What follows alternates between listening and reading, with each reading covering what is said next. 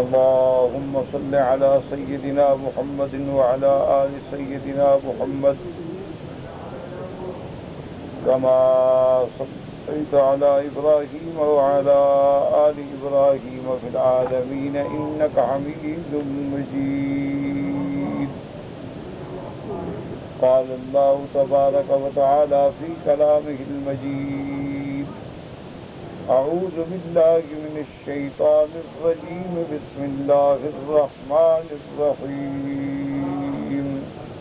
من يموت بلى وعدا عليه حقا ولكن أكثر الناس لا يعلمون.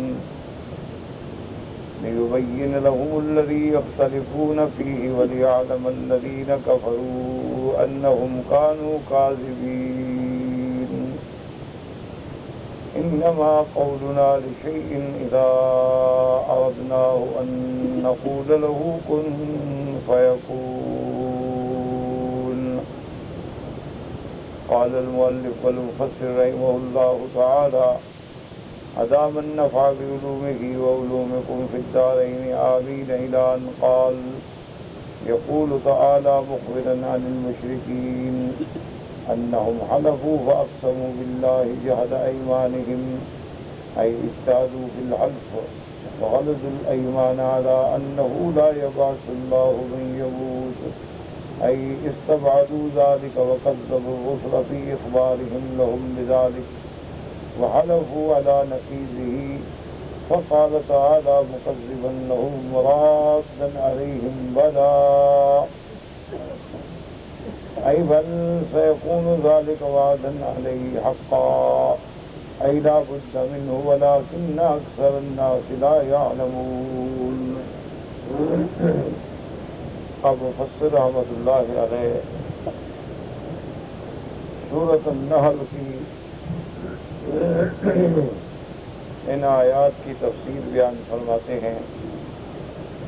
اللہ تبارک و تعالی خبر دیتے ہیں للمشرکین، مشرکین کے بارے میں، انہم حلفوا، کہ مشرکین جو ہیں وہ قسمیں کھاتے ہیں، اور بڑی بڑی سخت قسمیں، اور بڑی بڑی سخت قسمیں کھانے کے بعد یہ کہتے ہیں کہ لا یبعث اللہ من یموت، کہ اللہ دوبارہ زندہ نہیں کریں گے اس شخص کو جو مر گیا. کیونکہ مشرکین جو ہیں اصل میں وہ انکار عن البعث، یعنی مرنے کے بعد اٹھنے کے قائل نہیں تھے.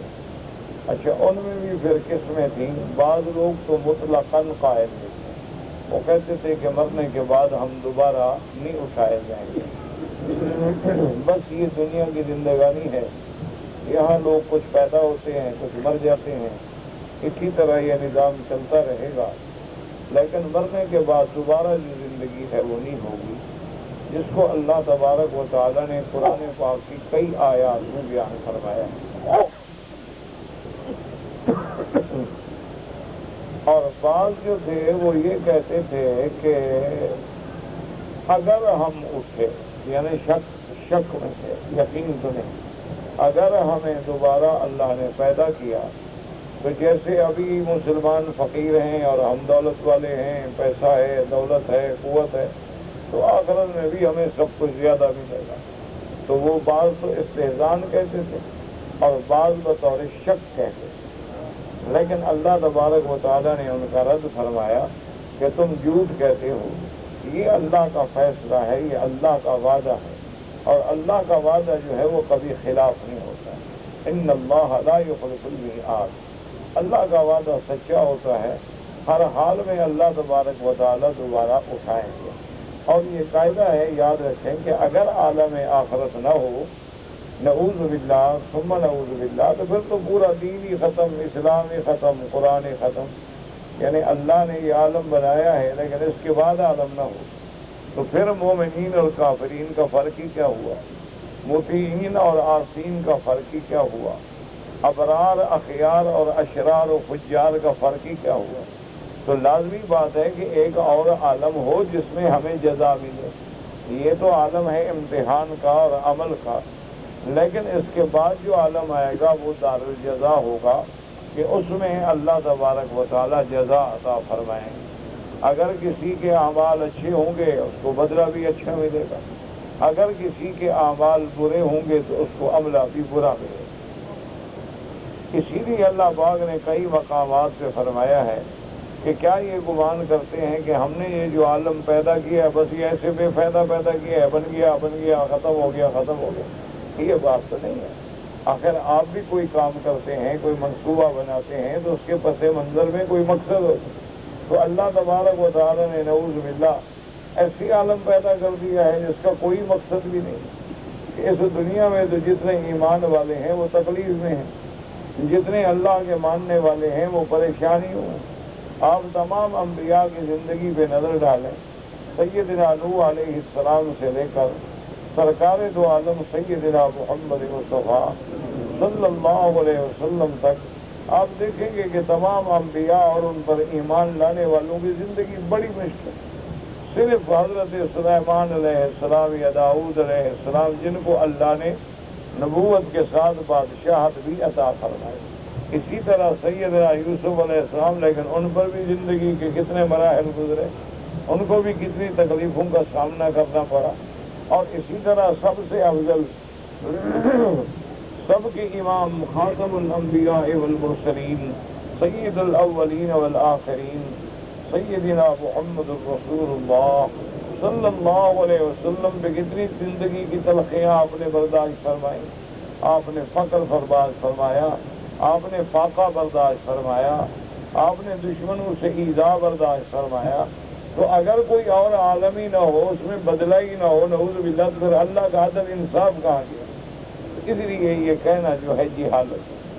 اور باقی بعض لوگ جو ہیں وہ ایک اشکال کرتے ہیں، جیسے بعض زنادقہ ہیں، بعض مستشرقین ہیں، بعض اعداء دین ہیں. تو وہ یہ اشکال کرتے ہیں کہ دیکھو جی اللہ نے اگر اتنا بڑا عالم بنایا ہے، آسمان بنائے، زمینیں بنائیں، اللہ پاک نے یہ سارا نظام شمس قمر لیل نہار، تو پھر اس کو اللہ خود بخود فنا کر دیں گے. کتنے بڑے نظام کو بنانا، پھر اس کو فنا کرنا، پھر دوبارہ بنانا تو بڑا کام ہے. تو اصل وجہ کیا ہے کہ ان کی نظر جو ہے وہ انسانوں پہ ہو، کہ ایک انسان کو ایک مکان بنانا ہو تو کتنا خرچ ہوگا، لیکن ان کی نظر جو ہے وہ خالق کی قدرت پہ نہیں ہوتی. کہ اللہ کی تو شان ہی یہ ہے کہ جب کہیں کہ کن ہو جا بس ہو گیا. وہاں تو یہ ضرورت ہی نہیں کہ اسباب اکٹھے کرو، پہلے جناب لوہا لے آؤ، گارڈر لے آؤ، سریا لے آؤ، سیمنٹ لے آؤ، اینٹیں لے آؤ، مزدور لے آؤ، مشینری لے آؤ، پھر اس کے بعد محنت. وہاں تو حکم اتنا ہوگا کہ ہو جا بس ہو گیا. آسمانوں کو حکم ہو جائے ٹوٹ جاؤ ختم، ٹوٹ گئے، بن جاؤ بن گیا. تو جس مالک الملک کی قدرت کا یہ عالم ہو تو اس کے لیے بنانا اور بنانے کے بعد توڑنا اور دوبارہ بنانا کیا مشکل. اس لیے ہمیشہ یاد رکھیں کہ ہر مسلمان کا یہ عقیدہ ہے کہ نؤمن بالقدر خیرہ وشرہ من اللہ تعالی والبعث بعد الموت. جن لوگوں کا قیامت پہ ایمان نہیں تو گویا اللہ کے انبیاء پہ بھی ایمان. جن کا قیامت پہ ایمان نہیں ان کا ملائکہ پہ بھی ایمان. جن کا قیامت پہ ایمان نہیں ان کا اللہ کی کتابوں پہ بھی ایمان. اور جن کا قیامت پہ ایمان نہیں ان کا اللہ کے عدل و انصاف پہ بھی ایمان ہے. اسی لیے قیامت پر ایمان لانا جو ہے وہ اتنا ضروری ہے. اور پھر تمام اعمال کی اصلاح جو ہے وہ قیامت پر ایمان سے، کہ اگر ہم رات کو تہجد پڑھیں گے، اگر ہم اللہ کے آگے گڑ گڑائیں گے اور روئیں گے اور معافی مانگیں گے اور درخواستیں کریں گے اس لیے کہ ہمارا عالم آخرت اچھا ہو، تو اگر عالم آخرت پہ یقین ہی نہ ہو تو پھر رونے کی کیا ضرورت، پھر محنت کرنے کی کیا ضرورت ہے، پھر حج اور عمرے کی کیا ضرورت ہے، حلال و حرام کی کیا ضرورت. تو یہ سارے احکام پہ عمل کرنے کا ذریعہ ہی ایمان بالآخرت. تو اب کافر جو ہے وہ بڑی بڑی قسمیں کھاتے تھے کہ جی دوبارہ مر کے نہیں اٹھیں گے. وَقَذَّبَ الرُّسُلَ فِي إِخْبَارِهِمْ لَهُم بِذَلِكَ، اور پیغمبروں کی تکذیب کی کہ کب نعوذ باللہ اللہ کے پیغمبروں نے جو خبر دی کہ قیامت ہوگی انہوں نے کہا کہ بالکل نہیں ہوگی. وَحَلَفُوا عَلَىٰ نَقِيضِهِ، اور قسمیں کھاتے رہے پیغمبروں کے خلاف. فقال اللہ تعالیٰ مکذبا لهم ورادًا علیہم، اللہ تبارک و تعالیٰ نے مشرکین کی تکذیب کی اور ان کا رد فرمایا بلا وعدا علیہ حقا، اے قیامت ہوگی یہ اللہ کا وعدہ ہے. ولکن اکثر الناس لا يعلمون أي فلجهلهم يخالفون الرسل ويقعون في الكفر کہ اپنے یہ جو ہے اپنی جہالت کی وجہ سے انبیاء کی بھی مخالفت کرتے ہیں اور کفر کے اندر پڑتے ہیں. ثم ذکر ذلك وتوفى المعاد قیام الاجساد یوم التناد. اب اس کے بعد اللہ فرماتے ہیں کہ قیامت کیوں ہوگی، وہ دار آخرت کیوں ہوگی، اس کا مقصد کیا ہے کہ ہم دوبارہ کھڑا کریں گے قیامت کے دن. فرمایا لِيُبَيِّنَ لَهُمُ الَّذِي يَخْتَلِفُونَ فِيهِ وَلِيَعْلَمَ الَّذِينَ كَفَرُوا إِنَّهُمْ كَانُوا كَاذِبِينَ. لِيُبَيِّنَ لَهُمْ أَيْ لِلنَّاسِ تاکہ لوگوں پہ یہ واضح ہو جائے الَّذِي يَخْتَلِفُونَ فِيهِ مِنْ كُلِّ شَيْءٍ جو وہ جھگڑے کرتے تھے دنیا میں. جیسے فرمایا وَيَجْزِيَ الَّذِينَ أَسَاءُوا بِمَا عَمِلُوا وَيَجْزِيَ الَّذِينَ أَحْسَنُوا بِالْحُسْنَى. تاکہ جنہوں نے برا عمل کیا ان کو سزا ملے اور جنہوں نے اچھا عمل کیا ان کو جزا ملے. تو اگر یہ جزا اور سزا نہ ہو قیامت میں تو پھر اللہ تبارک و تعالیٰ کا عدل کہاں ہوگا. اور اس کے بعد فرماتے ہیں وَلِيَعْلَمَ الَّذِينَ كَفَرُوا أَنَّهُمْ كَانُوا كَاذِبِينَ. تاکہ قیامت والے دن کفار کو بھی پتہ چلے گا کہ وہ جھوٹے تھے. اے فی ایمانہم وَأَقْسَامِهِمْ لَا يَبْعَثُ اللَّهُ مَن يَمُوتُ. وہ جو قسمیں کھاتے تھے کہ قیامت نہیں ہوگی، قیامت نہیں ہوگی اور ہم مرنے کے بعد نہیں اٹھیں گے. وَلِهَٰذَا يَدْعُونَ يَوْمَ الْقِيَامَةِ إِلَىٰ نَارِ جَهَنَّمَ دَعًا. اسی لیے اللہ تبارک و تعالیٰ ان کو قیامت والے دن جہنم میں ڈالیں گے. وَتَقُولُ لَهُمُ الزَّبَانِيَةُ. اور اللہ کے جو فرشتے ہیں وہ کہیں گے هَٰذِهِ النَّارُ الَّتِي كُنتُم بِهَا تُكَذِّبُونَ أَفَسِحْرٌ هَٰذَا أَمْ أَنتُمْ لَا تُبْصِرُونَ. اللہ کے فرشتے کہیں گے کافروں کو کہ بدبختو یہ وہ جہنم ہے جس کا تم انکار کرتے ہو. چاہیے ذرا غور کر کے دیکھو یہ جہنم حقیقت ہے یا جادو ہے، یا تم اندھے ہو تمہیں نظر نہیں آ رہا. اصلوها. اب اس میں جلو مرو. فاصبروا او لا تصبروا سواء علیکم انما تجزون ما کنتم تعملون. اللہ فرماتے ہیں وہ پھر فرشتے کہیں گے کہ بدبختو اس میں جلو مرو، اب کیا ہے صبر کرو یا چیخو جو بردیا کرتے رہو برابر ہے. کہ یہ تمہیں جو سزا مل رہی ہے جہنم کی تمہارے عملوں کی ہے، اللہ کسی کو ایسے سزا نہیں دیتے. ثم اخبر تعالیٰ عنہ قدرتی علی ما یشاء وانہ لا یعجزہ شیء فی الارض ولا فی السماء. اس کے بعد اللہ تبارک و تعالیٰ اپنی قدرت کاملہ کا ذکر فرماتے ہیں کہ اللہ پاک کی قدرت ایسی کامل ہے جو چاہیں جب چاہیں جیسا چاہیں. اللہ کی قدرت کو کوئی روک نہیں سکتا، کوئی معنی نہیں ہو سکتا آسمان و زمینوں میں. فرمایا انما امرہ اذا اراد شیئا ان یقول له کن فیکون. والمعاذ من ذلك اذا اراد قوما انما یعمل مرۃ واحدۃ فیکون کما یشاء. اور اسی طرح قیامت جو ہے یہ بھی تو ایک شے ہے کہ جب اللہ تبارک و تعالیٰ چاہیں گے بس حکم دیں گے. ایک دفعہ یہ تھوڑا ہے کہ بار بار بنانا پڑے گا. وَمَا أَمْرُنَا إِلَّا وَاحِدَةٌ كَلَمْحٍ بِالْبَصَرِ. اللہ فرماتے ہیں ہم تو بس ایک حکم ہی دیں گے، جیسے پلک جھپکنے کی دیر میں پورا نظام بدل جائے گا. قَالَ مَا خَلْقُكُمْ وَلَا بَعْثُكُمْ إِلَّا كَنَفْسٍ وَاحِدَةٍ. تمام مخلوق کا دوبارہ اٹھانا پیدا کرنا ایسے ہے جیسے کسی ایک بندے کو مارو یا ایک بندے کو پیدا کرو. اللہ کے لیے کیا مشکل. یہ باتیں تو تم اپنے عقل سے دوڑاتے ہو نا کہ ہمارے لیے مشکل. انسانوں کے لیے مشکل ہے کہ اتنا بڑے نظام کو ختم کرو. ہمیں تو ایک پہاڑ توڑنا پڑے تو سال لگ جاتا ہے. دیکھا نہیں ہے کہ پہاڑ توڑتے ہیں مکان بناتے ہیں کتنے 2-2 سال 4-4 سال پہاڑ توڑنے میں لگے ہوئے، لیکن وہاں تو بس حکم ہوگا اور پہاڑ اڑتے ہوئے نظر آئے گا.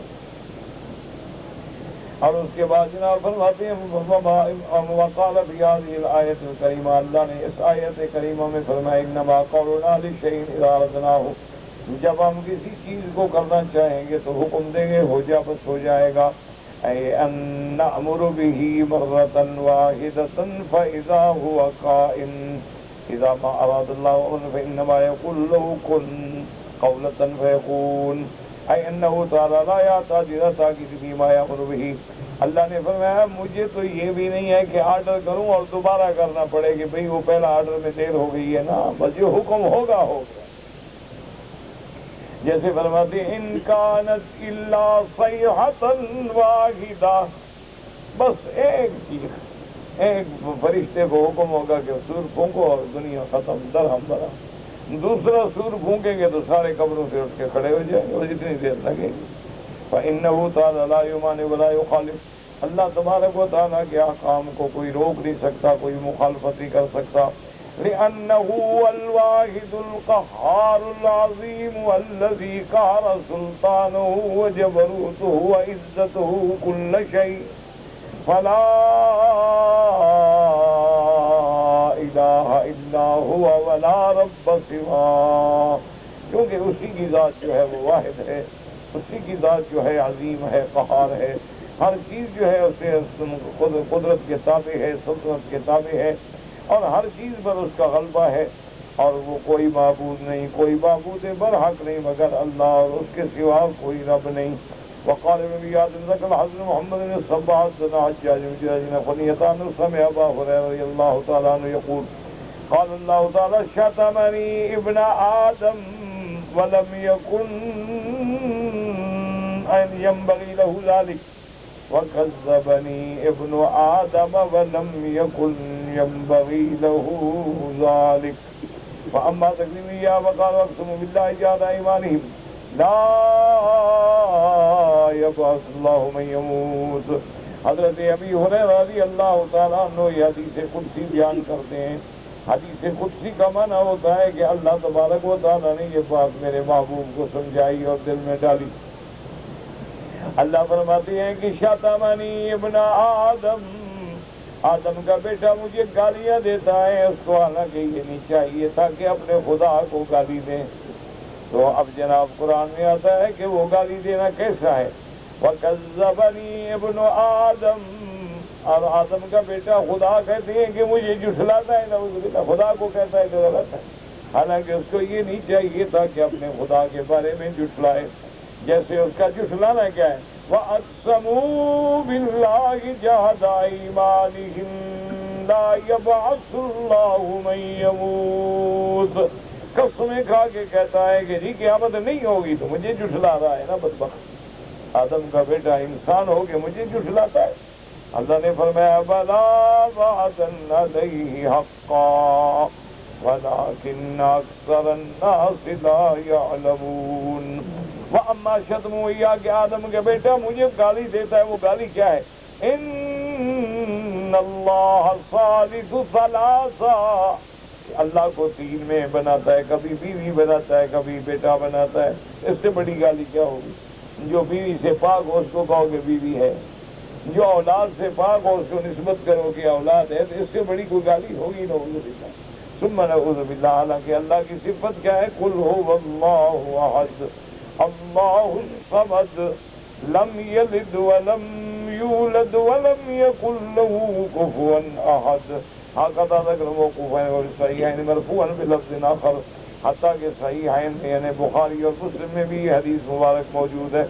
فرمایا والذین هاجروا فی اللہ من بعد ما ظلموا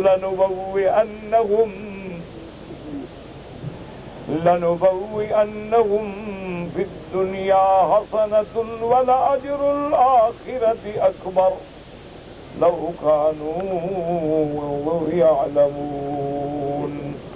الذين صبروا وعلى ربهم يتوكلون. اب اللہ فرماتے ہیں کہ قیامت کیوں ہوگی، یہ عالم کیوں فنا ہوگا، تاکہ بدلہ ملے مومنین مہاجرین اور بدلہ ملے کافرین مشرکین کو.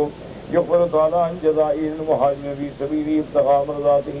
اللہ پاک خبر دیتے ہیں ان لوگوں کو جن نے اللہ کے راستے میں ہجرت کی، اللہ کے لیے وطن چھوڑا، اللہ کے لیے گھر چھوڑا، اللہ کے لیے اپنا آرام چھوڑا۔ الذین فارقوا الدار والاخوان والخذلان، جنہوں نے اپنی حویلیاں چھوڑی، اپنے دوست چھوڑے، اپنے رشتے دار چھوڑے۔ کیوں چھوڑے؟ رجاء ثواب اللہ و جزائہ، تاکہ اللہ سے اجر ملے، اللہ سے بدلہ ملے۔ اصل ہجرت ہوتی ہی وہی ہے کہ جو اللہ کے لیے کی جائے۔ یہ ہجرت نہیں ہوتی جیسے ہم کمانے کے لیے آئے ہوئے ہیں، کوئی ہجرت نہیں ہوتی۔ ایک بات یاد رکھیں، اللہ اکبر، انما الاعمال بالنیات۔ اسی لیے حدیث میں آتا ہے کہ اگر کسی آدمی نے مکے سے ہجرت کی کہ مدینہ منورہ میں شادی کروں گا تو وہ شادی ہی کرے گا اور اجر نہیں ملے گا۔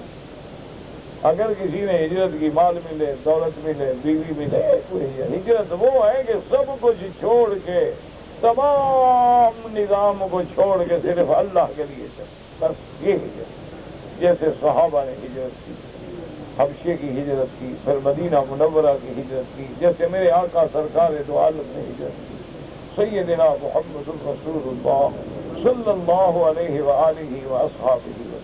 ایسے یاد رکھیں کہ ہجرت جو ہے حضور پاک کے زمانے میں فرض تھی، یعنی جیسے نماز فرض ہے، ہجرت کرنا بھی فرض۔ اگر کوئی ہجرت نہ کرے وہ گناہگار۔ لازم تھا کہ ہر مسلمان اب ہجرت کرے، لیکن جب اسلام کا غلبہ ہو گیا، مکہ فتح ہو گیا، حضور نے فرمایا کہ لا ہجرت بعد الفتح، اب ہجرت نہیں ہوگی، کیونکہ اب ضرورت ہی نہیں ہجرت۔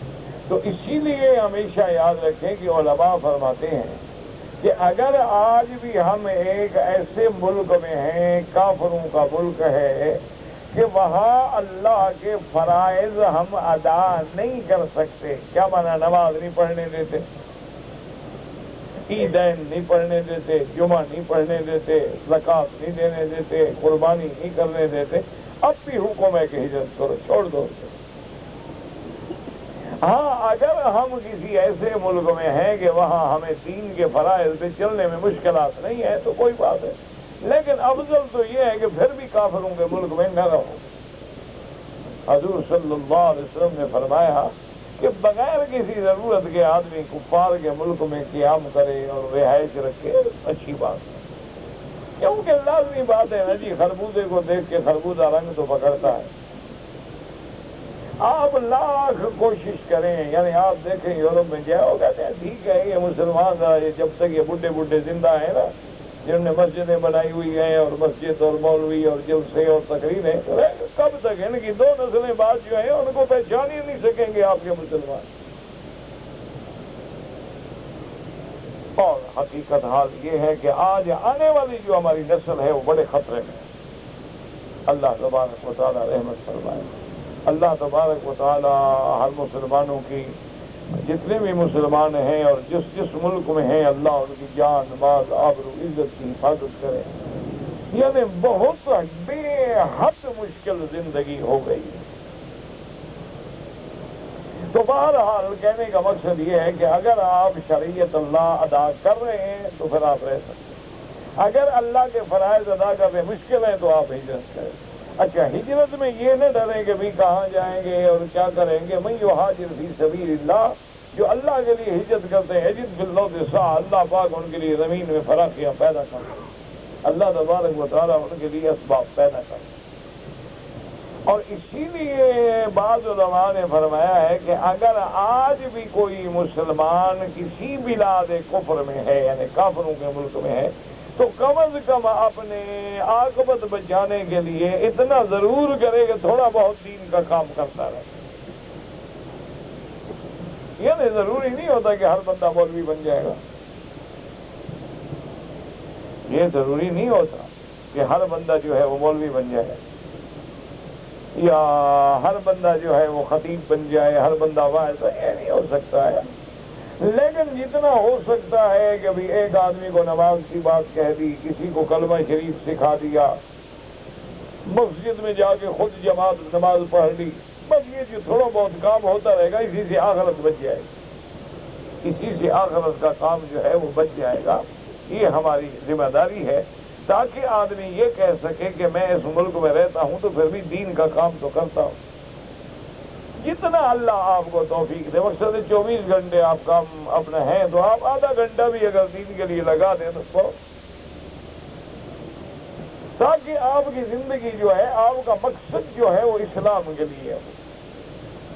اور حضور نے فرمایا کہ سب سے بڑی ہجرت یہ ہے کہ آدمی گناہوں کو چھوڑ کے اسلام کی طرف آئے، یہ بھی ہجرت ہے کہ جو گناہوں کی عادت ہو چکی ہے اس کو چھوڑ دینا، بری عادات کو چھوڑ دینا اور اچھے عمل اختیار کرنا، تو یہ بھی ہجرت ہے۔ اس لیے فرماتے ہیں کہ جن لوگوں نے ہجرت کی وَيَحْتَمِلُ أَن يَكُونَ سَبَبُ نُزُولِهَا فِي مُهَاجَرَةِ الْحَبَشَةِ الَّذِينَ اشْتَدَّ عَلَىٰ قَوْمِهِمْ لَهُمْ بِمَكَّةَ، جن لوگوں کو مکے میں زندگی گزارنی مشکل ہو گئی، پھر انہوں نے ہجرت کی حبشے کی طرف، حَتَّىٰ خَرَجُوا مِن بَيْنِ أَظْهُرِهِمْ إِلَىٰ بِلَادِ الْحَبْشَةِ لِيَتَمَكَّنُوا مِنْ عِبَادَةِ رَبِّهِمْ، حبشہ کی طرف ہجرت کی تاکہ وہاں جا کے عبادت کر سکیں، نماز پڑھ سکیں، اللہ کا ذکر کر سکیں۔ وَمِنْ أَشْرَافِهِمْ عثمان بن عفان ومعه زوجته رقية بنت رسول اللہ، اور ہجرت کرنے والوں میں جو بڑے نامور لوگ تھے نا، حضرت عثمان بن عفان اور حضور کی بیٹی بی بی رقیہ، ان کی بیوی بھی اس ہجرت میں ساتھ ہیں، وجعفر ابن ابی طالب ابن عم الرسول، حضرت جعفر ابن ابی طالب حضرت علی کے بھائی ہیں، حضرت علی ابن ابی طالب، جعفر ابن ابی طالب، یہ دونوں بھائی ہیں۔ وابو سلمة بن الاسود فی جماعت قریب من 80 ما بین رجل وامرأة صدیق وصدیقة رضی اللہ عنہم وارضاہم، تقریباً 80 صحابہ نے ہجرت کی، جن میں مرد بھی تھے اور عورتیں بھی تھیں۔ اللہ تبارک و تعالیٰ نے ان کے بڑے بڑے درجات بلند۔ یہ دیکھیں اللہ کا ایک نظام ہے۔ اللہ اکبر۔ ابھی اس حدیث مبارک پر میرا خیال اس طرف گیا، یعنی سب سے پہلے اسلام میں جب مسلمانوں پہ مشکل وقت آیا تو حبشہ کے ملک نے پناہ دی۔ اس وقت حبشہ میں نجاشی بادشاہ تھی اور بڑا منصف مزاج بادشاہ تھا، عدل تھا، انصاف تھا، قانون تھا، نظام تھا، امن تھا، امان تھا۔ اللہ نے پھر اس کو اسلام نصیب کیا، اور یہ وہی نجاشی بادشاہ ہے حبشے کا جس کا غائبانہ جنازہ سرکار دو عالم نے مدینہ منورہ میں پڑھا۔ کتنی بڑی شان ہے کہ حضور نے فرمایا کہ مجھے اللہ نے خبر دی ہے کہ مات اخوکم النجاشی، تمہارا بھائی جو ہے نجاشی فوت ہو گیا ہے تو اس پہ جنازہ پڑھا۔ اور یہ وہی بادشاہ نجاشی ہے جس نے بی بی ام حبیبہ کا، جو بنت ابی سفیان، ابو سفیان کی بیٹی ہے ام حبیبہ، حضور کا وکیل بن کے حضور کا نکاح کیا اور حضور کی طرف سے حق المہر ادا کی اور سارا خرچہ دیا اور اعزاز و اکرام کے ساتھ ان کو بھیجا مدینہ منورہ میں۔ یہ وہی نجاشی، یعنی اسلام پہ جب وقت آیا تو پہلی پناہ دینے والا یہی ملک ہے، اور قیامت سے پہلے کعبے کو توڑنے والا بھی حبشے سے آئے۔ اللہ انا للہ و انا الیہ راجعون۔ یہ اللہ کے فیصلے ہیں، وہ جو چاہے کرے۔ ہم تو ظاہر دین لوگ ہیں نا، ظاہر کی باتوں کو دیکھتے یہ ہو گیا، یہ ہو گیا، وہ ہو گیا، یہ ہو گیا، وہ ہو گیا۔ اللہ کا ایک فیصلہ ہے، چل وہی رہا ہے۔ فرق اتنا ہے کہ ظاہر کی چیزیں ہمیں نظر آتی ہیں اور جو اس کے فیصلے ہیں وہ ہمیں نظر نہیں آتے۔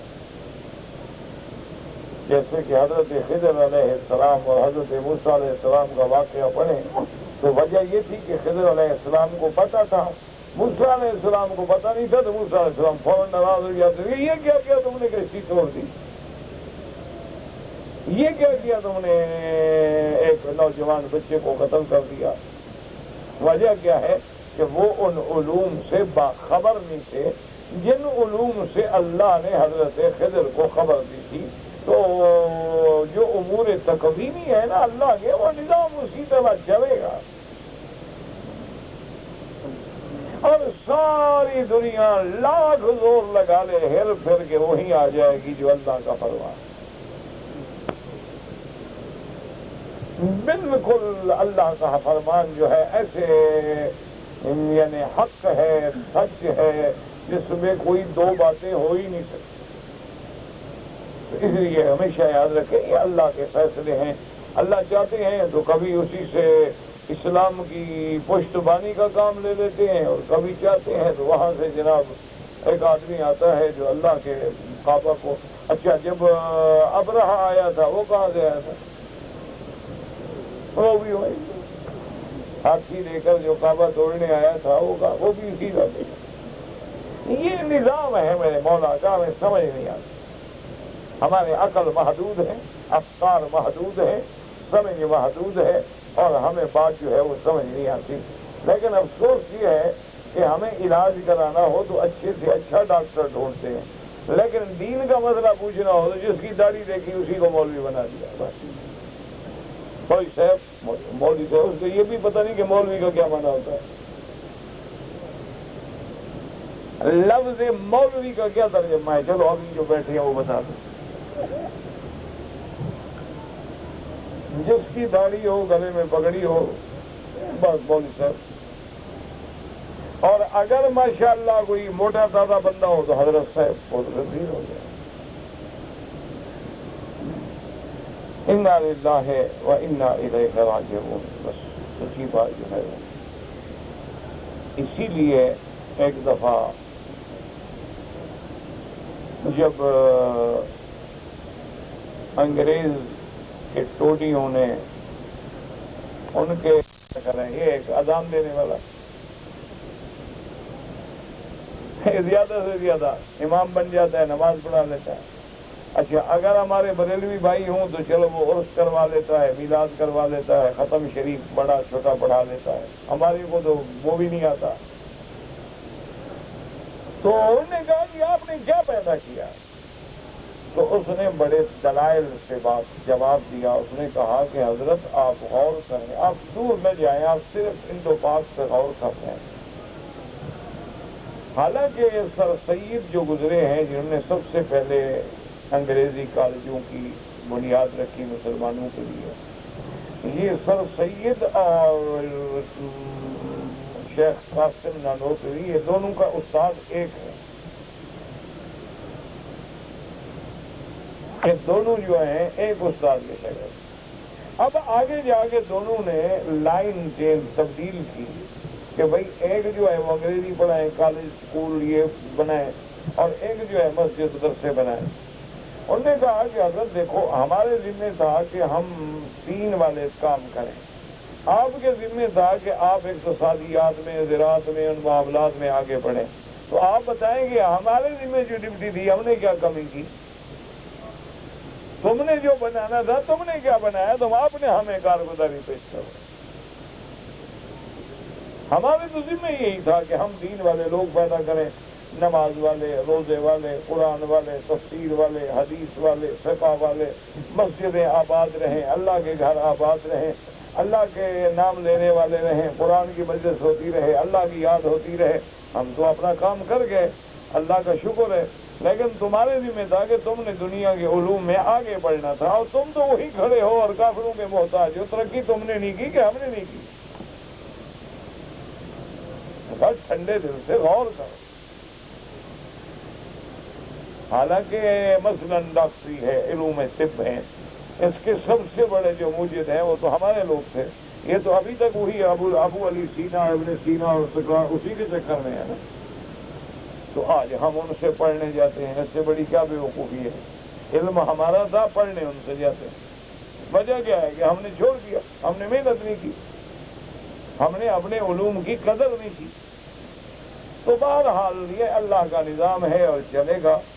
اور یاد رکھیں کہ ہمارا اللہ پر اور اللہ کے نبی پر الحمدللہ الحمدللہ الحمدللہ بتوفیق اللہ اتنا ایمان ہے کہ ابھی مجھے رات کے ہونے میں تو شک ہو سکتا ہے، لیکن سرکار دو عالم کے فرمان میں شک نہیں ہوگا۔ اور حضور نے فرمایا ہے کہ اسلام غالب آئے گا، آئے گا، ابھی وقت آ گیا۔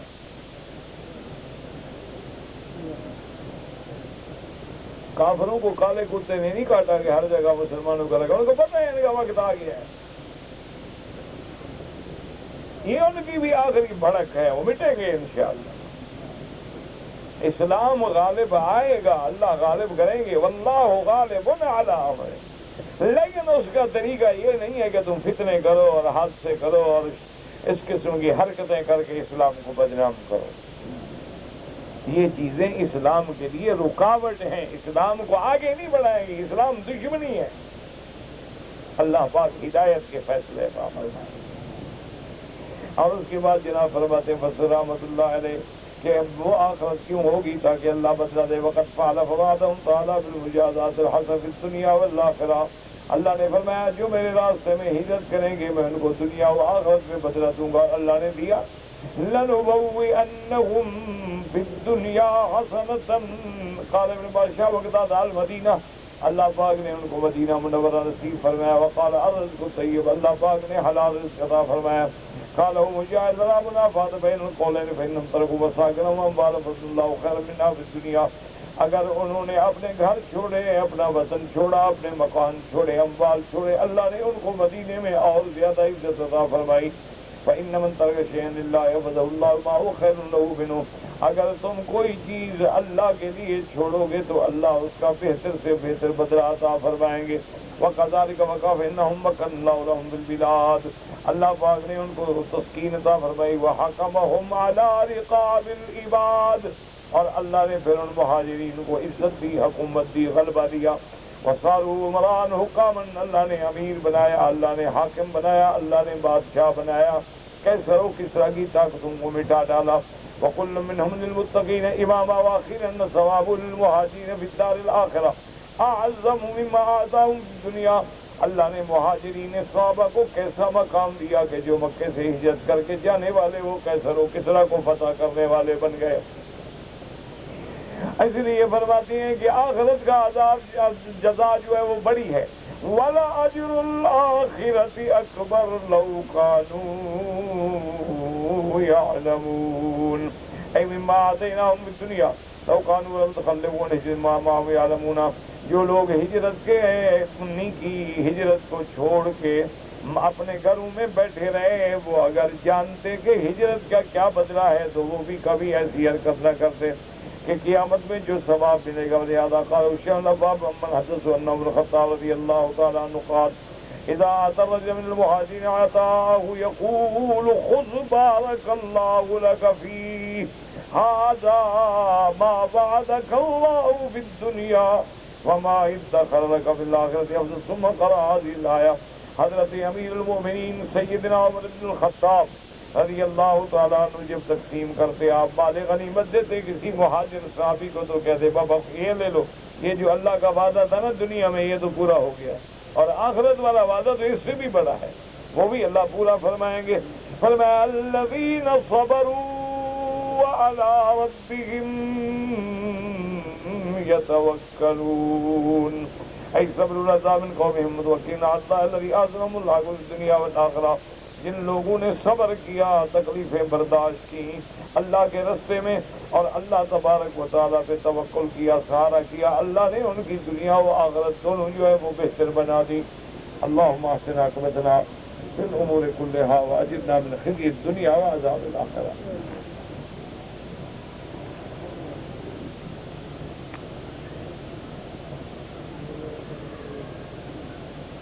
کہتے جی کہ آپ کو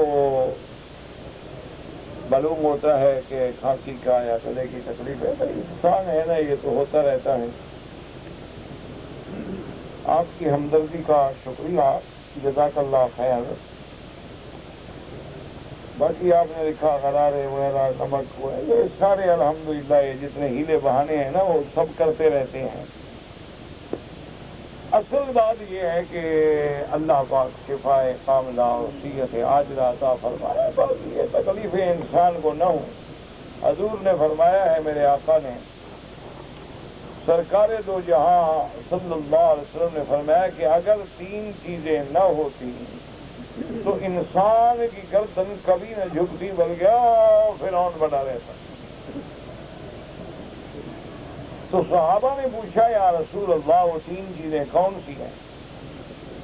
فرمایا ما تأتأ ابن آدم رأسہ، آدم کا بیٹا کبھی گردن نہ جھکاتا لولا ثلاث، اگر یہ 3 چیزیں نہ ہوتی۔ تو صحابہ نے پوچھا حضور وہ کون سی 3 چیزیں ہیں؟ فرمایا المرض والفقر والموت۔ فرمایا ایک تو بیماری ہے کہ بڑا پھنے خواہ ہونا جی، ذرا بیماری آئی تو بڑا دعا کرو جی، پھر تو آواز ہی جواب دے جاتی ہے، پھر جو بندہ گزرا جی دعا کرو گے۔ اور اسی طرح فرمایا فقر غریبی، کہ جب پیسہ نہ رہے بڑے سے بڑا پھنے خواہ، خان ہو سردار ہو اور گردن نیچے ہو جائے۔ اور فرمایا آخری چیز جو ہے وہ موت، کہ وہ پھر ایسی چیز ہے کہ فرعون جیسے آدمی کو بھی صرف ایک غوطہ لگا نا جی پانی میں، ایک غوطہ جو نیچے سے اوپر آنا کہتے ہیں امن تو رب موسیٰ وہاں بعد اللہ نے ہمارے اب بدبخت اب مار رہے۔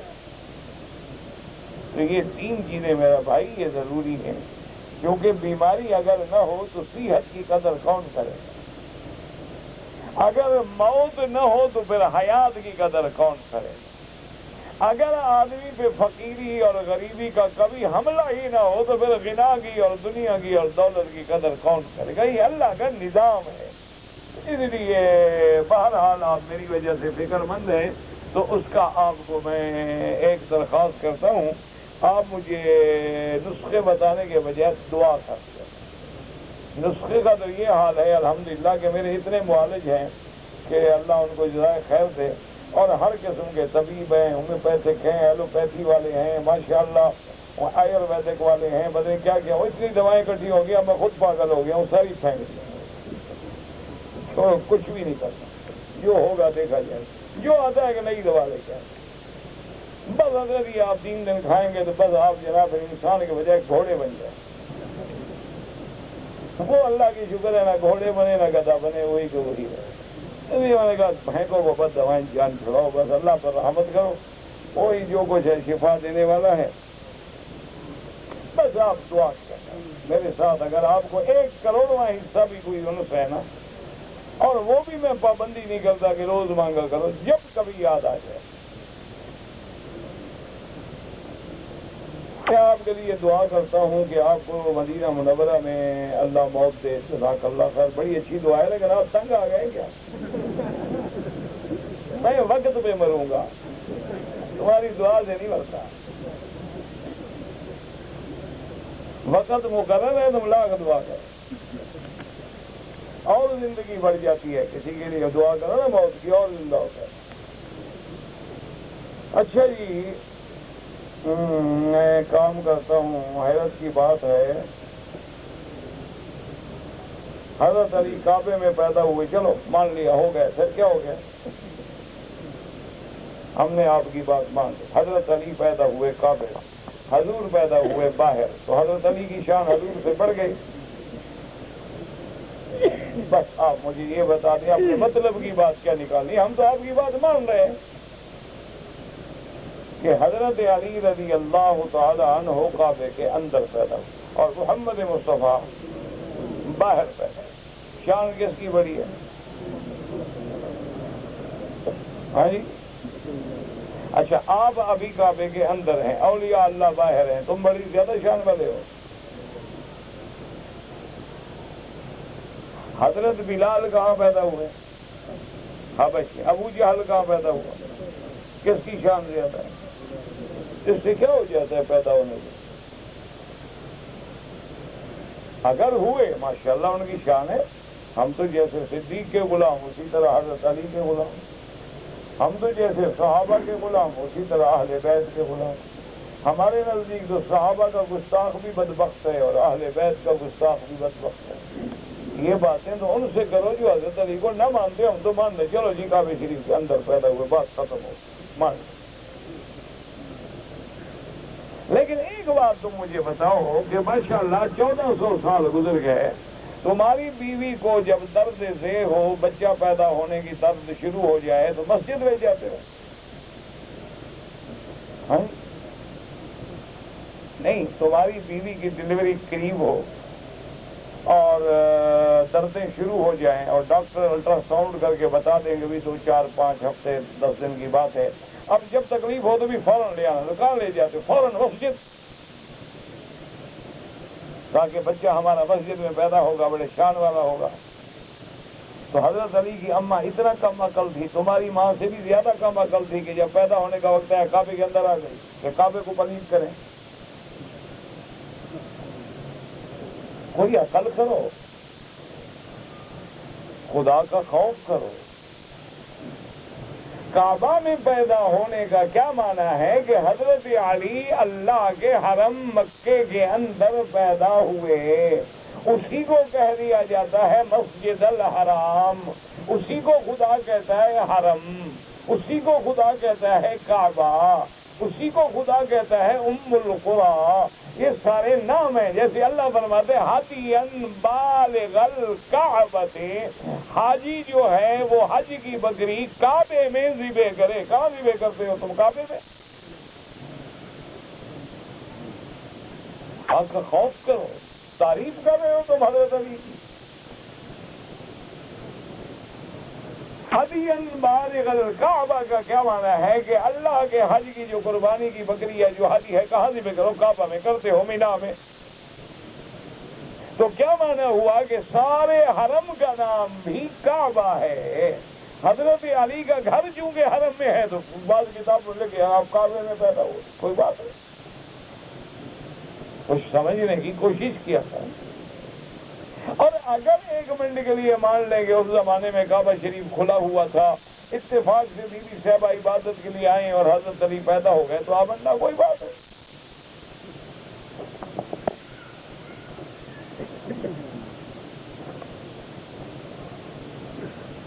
غزوہ احد میں 70 صحابہ شہید ہوئے۔ حضرت عباس تو عبداللہ ابن عباس کی مزار تو طائف میں ہے۔ کعبہ شریف پہلے کس نے بنایا تھا؟ اللہ نے۔ نماز جنازہ کی پہلی تکبیر میں حنفی ہو تو ثنا پڑھو اور حنبلی ہو تو فاتحہ پڑھو۔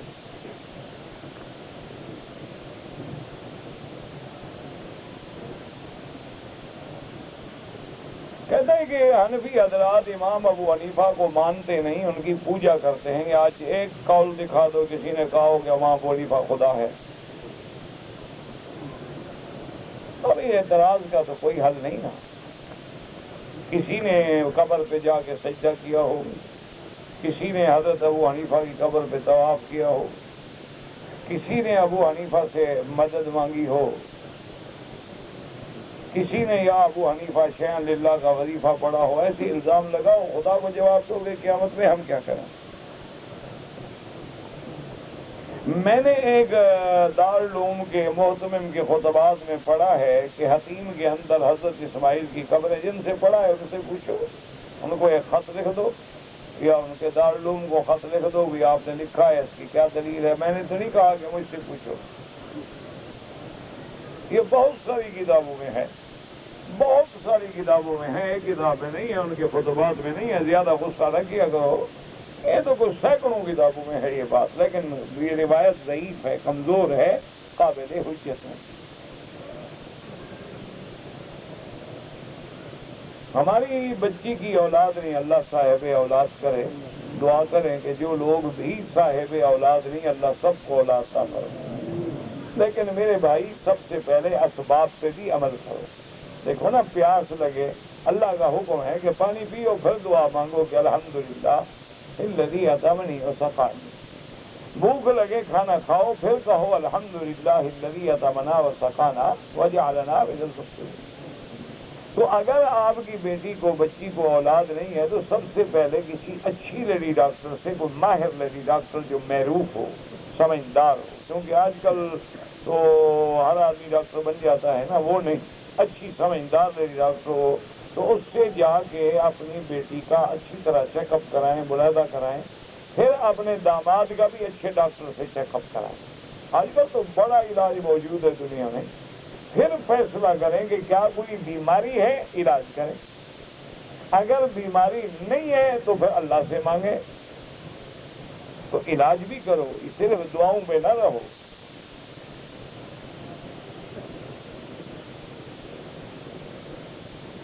اگر ایک آدمی امام صاحب جو ہیں وہ رکوع میں چلے گئے اور مقتدی آ کے رکوع میں مل گیا، اس نے ایک تسبیح پڑھی یا سبحان ربی العظیم سبحان ربی العظیم یا 2 دفعہ پڑھی، رکوع مل گیا، الحمدللہ رکعت ہو گئی۔ ہمارا ایک استاد جو ہے وہ ہندو ہے، اور ہندو لوگ جو ہیں وہ جب ملتے ہیں تو ایک دوسرے کو سلام تو نہیں کہتے، وہ نمستے ومستے کرتے ہیں، وہ آپ نہ کیا کریں، یہ ہندوؤں کی رسم ہے۔ ویسے استاد ہے تمہارا، ہندو ہے، اس کا لحاظ کرو، اس کی خدمت کرو، اس کو کوئی ضرورت ہو تو اس کی مدد کر دو، اس کو جب بھی ملو، لیکن وہ ہندوانہ جو رسم ہے وہ ادا نہ کرو، کیونکہ جو ہندوؤں کا شعار ہے، مسلمانوں کا جیسے شعار ہے السلام علیکم، اور کافر بھی السلام علیکم کہنا جائز نہیں۔ اسی لیے حدیث مبارک میں آتا ہے کہ میرے آقا نے رحمت 2 جہاں نے جب کافر بادشاہوں کو خط لکھے تو لکھا والسلام علی من اتبع الہدی، اللہ کا اس پہ سلام ہو جس نے ہدایت کی اتباع۔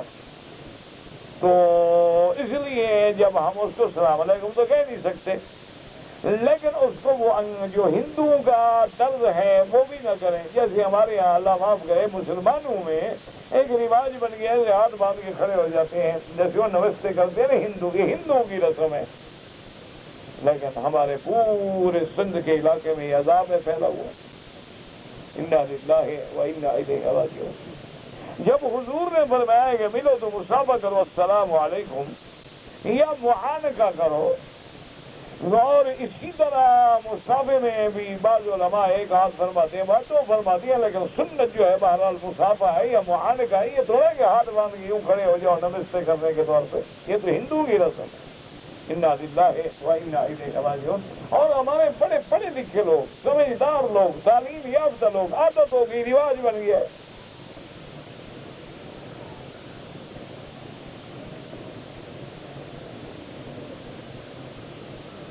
جی کہ کنگھا کرتے وقت بال گرتے ہیں، کیا کریں؟ اللہ سے دعا کریں۔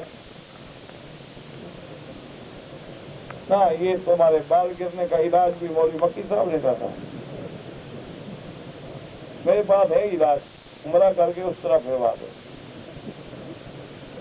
مجال ہے گرنے بال میں، اس طرح پھروانے کے بعد اگر تمہارے بال گرے نا پھر اس طرح پھروا دو، بس جب گرنے کے قریب آئے تو اس طرح پھرواتے رہو، کبھی نہیں گریں گے۔ چلو میں تمہارا علاج بھی کر دوں، سمجھ آ گیا؟ انشاءاللہ پھر نہیں گریں۔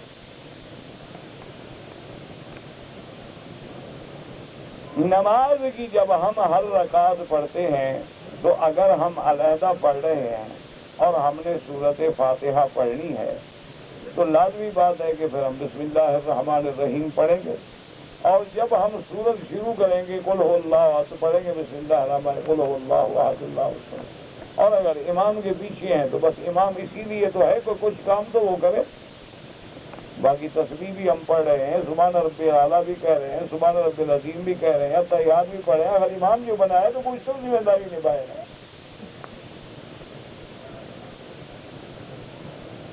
جنت الفردوس کے بھی درجات ہیں، خود جنت الفردوس اس میں پھر کئی درجات ہوں گے۔ کہتے جی آج کل جو پرفیوم ہیں یا سپرے ہیں، باڈی سپرے وغیرہ، ان کا لگانا جائز، بہتر یہی ہے، احتیاط اسی میں ہے کہ نہ لگاؤ، کیونکہ کہتے ہیں کہ اس میں الکحل ہوتا ہے، اور بعض علماء آج کل جو متاخرین علماء ہیں وہ کہتے ہیں کہ نہیں ہوتا، کوئی اور پیٹرولیم کا مادہ ہوتا ہے، اور بعض کہتے ہیں کہ اگر ہے تو وہ اڑ جاتا ہے، بہرحال لیکن بہتر یہ ہے کہ جب شبہ پڑ جائے تو بچو۔ حضور پاک نے فرمایا کہ الحلال بین والحرام بین، کہ حلال واضح ہے، حرام واضح، وبینہما امور مشتبہات، ان کے درمیان میں کوئی چیزیں ہوتی ہیں جو مشتبہ ہیں، کہ پتہ نہیں حلال ہے پتہ نہیں حرام ہے، فرمایا اس سے بچ جاؤ، ان سے بچ جاؤ گے تو حرام سے بچ جاؤ گے۔ اچھا آپ کو اگر بہت زیادہ شوق ہے، عطر موجود ہیں، اور زیادہ شوق ہے کہ لازم ہم نے وہ پرفیوم ہی لگانا ہے تو فری الکوہل بھی ملتے ہیں، وہ آپ لے لیں، استعمال کریں، اپنے شوق پورا کریں اگر آپ کو اتنا بڑا شوق ہے۔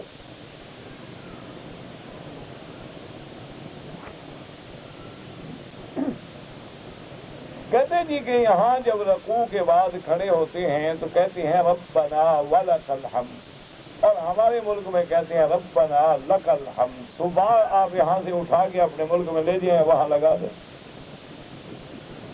تھوڑے یہاں کہتے ہیں ولک الحمد واہ کے ساتھ، تو ہمارے ملک میں کہتے ہیں ربنا لک الحمد، یہاں سے وہاں لے جاؤ، ہوائی جہاز میں جب جانا ہونا لے کے وہاں لگا دینا۔ اللہ کے بندے ربنا لک الحمد ربنا ولک الحمد اللہم ربنا لک الحمد اللہم ربنا ولک الحمد، جیسے بھی کہو سب ٹھیک ہے، کوئی مسئلہ ہی نہیں، کوئی جھگڑے ہی نہیں۔ اگر تم نے حدیث مبارک کے سارے الفاظ پڑھے ہوتے پریشانی نہ ہوتی۔ عمرہ کرنا جو ہے علماء نے لکھا ہے، ایک حدیث مبارک میں ہے، سرکار دو عالم نے فرمایا کہ جو شخص کثرت سے حج کرتا ہے یا کثرت سے عمرے کرتا ہے، ایک حدیث مبارک میں آتا ہے حجج النسک و عمر تطر ینفیان الذنوب والفقر، کہ بار بار عمرے کرنے سے اللہ گناہوں کو بھی مٹا دیتے ہیں اور غریبی کو بھی مٹا دیتے ہیں۔ حتیٰ کہ بعض علماء محدثین بڑے بڑے عالم جو گزرے ہیں، بڑے بڑے محدثین جنہوں کی زندگی حدیث و قرآن کی خدمت میں گزری ہے، انہوں نے لکھا ہے کہ جو آدمی غریب ہو نا اور جس کو بخت نہ لگے، رزق میں برکت نہ ہو، وہ عمرے کرے بھی آتا تو اللہ تبارک و تعالیٰ اپنی رحمت سے اس کو رزق کھول دیں، اللہ اس کے رزق میں برکتیں عطا فرما دیں۔ تو عمرہ جو ہے وہ ایک چھوٹے حج کے برابر ہے۔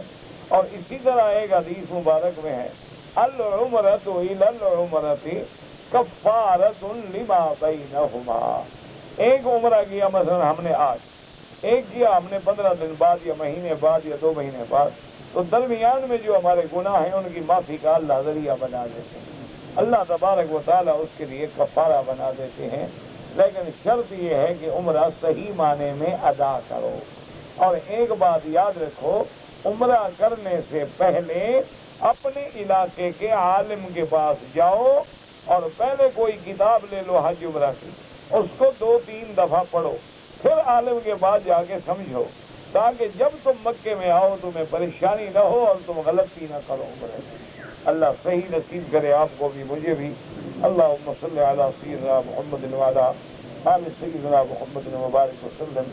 یا اللہ یا رحمان یا رحیم یا حی یا قیوم یا ذی الجلال والاکرام، اللہم وسعنا باسماعنا وابصارنا واشرح صدورنا وأحينا بقواتنا واجعل الوارث منا واجعل ثارنا على من ظلمنا وانصرنا على من عادانا، اللهم اقض حاجاتنا يا قاضي الحاجات يا سميع الدعاء يا مستجيب الدعوات، اللهم اشفنا واشف مرضانا ومرضى المسلمين، اللهم اشفنا واشف مرضانا وارحم موتانا واستجب دعاءنا ولا تخيب رجاءنا برحمتك يا ارحم الراحمين یا ارحم الراحمین۔ عالم اسلام پہ اپنی رحمت نازل فرما یا اللہ، مسلمان جس ملک میں ہیں ان کی جان مال آبر و عزت کی حفاظت فرما یا اللہ، تمام دین کے مساجد و مدارس کی حفاظت فرما یا اللہ، بیماروں کو شفا عطا فرما، بے حیاؤں کو حیا عطا فرما، بے دینوں کو دین عطا فرما، بے اولادوں کو اولاد عطا فرما، جن کی اولاد ہے ان کو صالح بنا، بے روزگاروں کو روزگار عطا فرما یا اللہ، جن مسلمانوں کے گھروں میں بچیاں ہیں ان کے رشتے آسان فرما، ان سب کے رشتے آسان فرما، ان کے مستقبل روشن فرما یا اللہ، ہمارے گناہوں کی وجہ سے ہم پہ عذاب نہ بھیج، معافی عطا فرما، معافی عطا فرما یا اللہ، اس بلد الامین کو قیامت تک ہر فتنے سے محفوظ فرما، ہر حاسد کے حسد سے محفوظ فرما، ہر ظالم کے ظلم سے محفوظ فرما، امن کا گہوارہ بنا، ہر مسلمان کو حرمین شریفین اور بلد الامین کا ادب نصیب فرما۔ اللہم استرنا بسترک الجمیل، اللہم استر عوراتنا، آمن روآتنا، خفف لوآتنا، وصلی اللہ تعالی علی خیر خلقہ سیدنا محمد وعلی آلہ واصحابہ اجمعین۔ in in in in in in in in